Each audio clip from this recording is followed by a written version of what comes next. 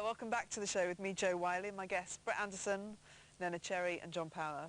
So, all farewells should be sudden, but last week the Verve proved otherwise. After continuing speculation surrounding the band's relations last year, they finally called it a day. Arguably the best British band of the decade, but what kind of legacy are they leaving? We'll take a look back at the bittersweet history of the boys from Wigan. Neneh, the Verve is seen as being one of the greatest bands of the decade. Where do you stand on that? I think they're a very great band. Yeah.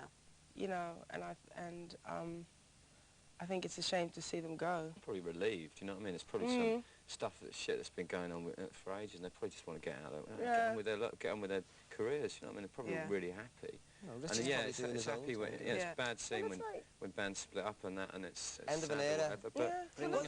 Why do you think they have split up? Is it the pressure of actually all getting on together? Obviously, Nick and Cave. It just happens, you know. You just grow apart sometimes, and you really can't do anything about it. How did you feel when Bernard Butler left?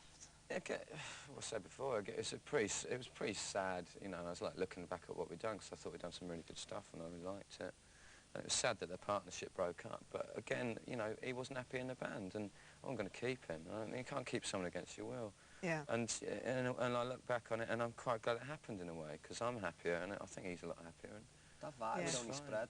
You know, once you got something that doesn't want to be there, that's only going to bring the whole ship down. It's going to be worse in the end. Go where you've got to go. Do what you've got to go. You know, be what you want to be. You know, and we'll carry on doing what we're going to do. Like, you know, sort of thing. I suppose that's the idea. Like. Yeah. Although I wasn't in Suede, so I shouldn't have answered it. Do you want to join? Yeah. Got some ideas. We haven't got a new member for this album.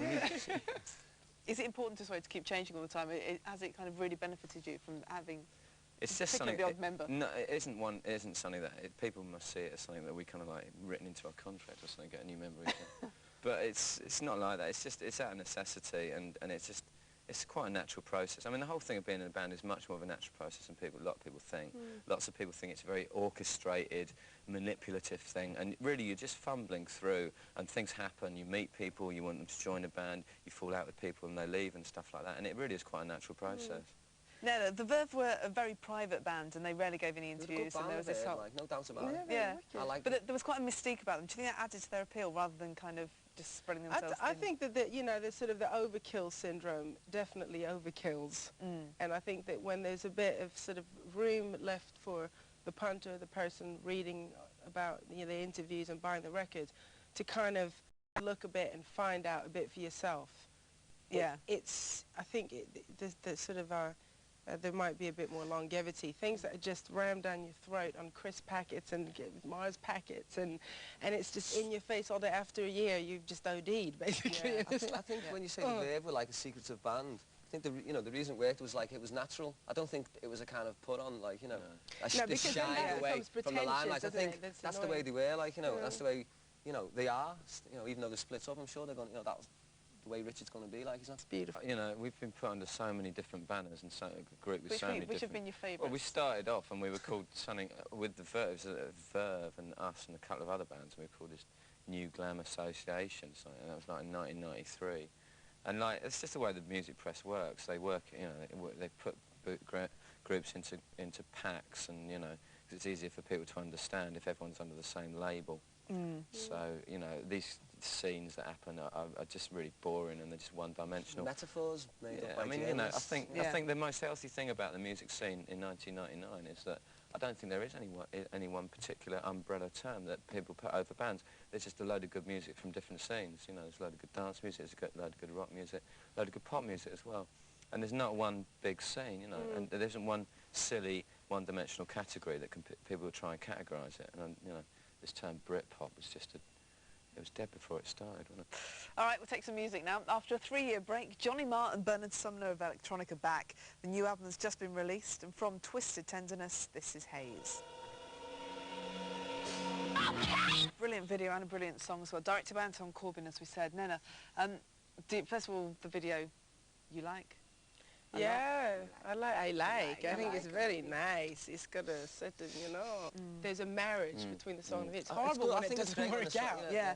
Do you know what I mean? And I think when a video makes sense of a song and a song makes sense of the video, you know, well, it's like you don't get that every customizing a car time. or something, You know, you get that every so many videos, you know, something seems to go right Exactly. about it. Sometimes it works. Sometimes they go hand in hand, and they both propel each other onto a different plane. Definitely. And sometimes, you know, it just doesn't work. You can see there's a mismatch. But again, it's a cross-pollination of art forms, which is just part of the scene.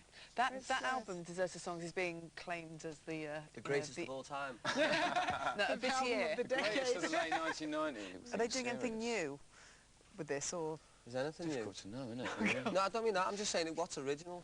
It's just reinterpreted, you know, each generation, like, you know. Difficult to say. It's how you reinterpret Breathing. it. That's yeah. It might have its own originality, but basically everything comes from a point, doesn't it?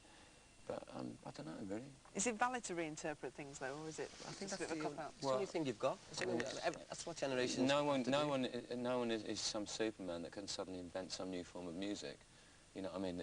That's just theoretical. It's all beat, you know what I mean? melody and punctuation. You look at anyone any good, and it's always come from somewhere, you know what I mean? Pop music's come from rhythm and blues. You know what I mean? The Beatles, who are the greatest musical innovators of all time, their music started off with rhythm and blues. You know what I mean? It just all comes from somewhere. It's just how you use it. There's something fresh about it. Yeah. But I think, you know... There's something really sweeping about that song. I just think it's got a nice touch and a really good, like, kind of dreamy feel, like, you know. Quite Lennon-y, demo Lennon-y type of thing, like, you know. I think it has a quality. And I think as well, the other thing is like, you know, the fact that they've been around for 9 years, it's like, I mean, I think we've talked about this before, it's probably a bonus in their book, you know? I mean, I know that with a band like R.E.M., for instance, you know, they were around for a long time before Losing My Religion came out and kind of went mad. And everyone was like, oh, have you been waiting for this? The whole when basically they were just playing and grafting, doing their thing. They're using kind of quite interesting sounds as well, as opposed to, you know, glockenspiels and trying to use different instruments. Well, it's more like a veil, a backdrop. They've got like this kind of soundscape. real, you know, it's a bit like the set here. It's quite Neil Young, actually. His voice reminds me of Neil Young. Like, it's really nice. It's got a real thin quality to the voice. I like that. Talking to Neil Young, I always imagined, you know, Shaggy off Scooby-Doo? Yeah. When he sung, if he'd ever sung, like, it sounded like Neil Young, so maybe, just imagine it. Just possibly. Honestly. Okay, thank you very much to all of you for doing the show today. Thanks very much for having us. Okay, thank you, Brett. Thanks a lot. And Neneh and John. Splendid, Joe. Next week, join me with 3D from Massive Attack and Garbage's Shirley Manson. Plus, we'll have live music from Gay Dad. And we'll leave you with this, the highly controversial video from Ash. 22-year-old Tim Wheeler hooked up with a couple of female friends in a New York hotel room and let the proceedings be filmed. Here, for the first time ever, is the result. Hold on to your stomachs. This is numbskull.